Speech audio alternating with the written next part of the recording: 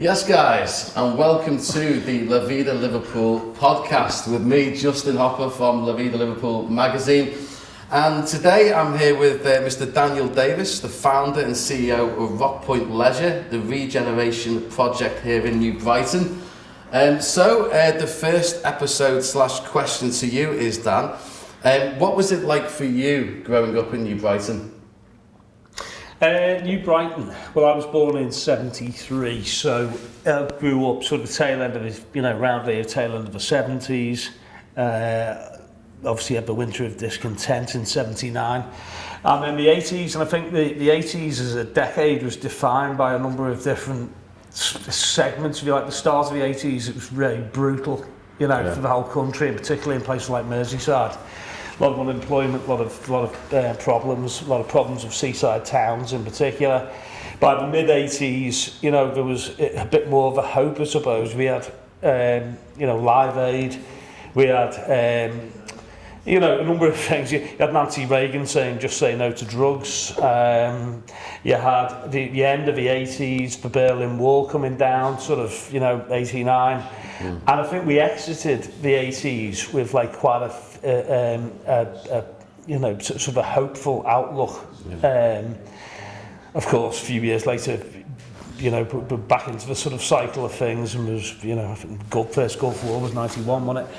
And growing up around here, it was very much a feeling, I think, that my generation, and probably the generations before me as well, that you wanted to get out of the place, because it was very much sort of like the tail end of the greatness that New Brighton once had.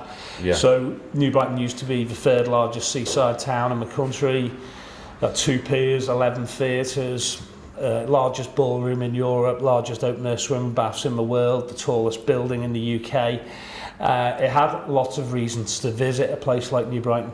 We're on, we're Liverpool Bay. We're right on the point where the Irish Sea meets the Mersey. The problem with New Brighton is you don't pass through New Brighton, you travel to New Brighton.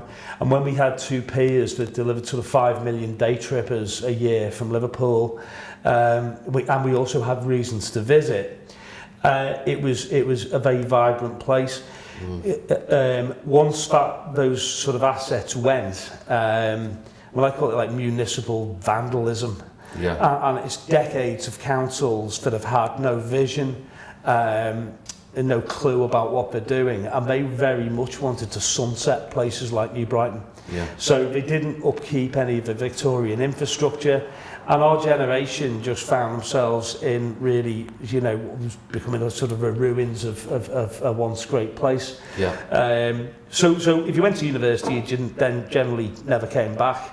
There wasn't that much big business around here. Seaside towns don't have big employers or things, they're seasonal. And New Brighton has fared pretty badly,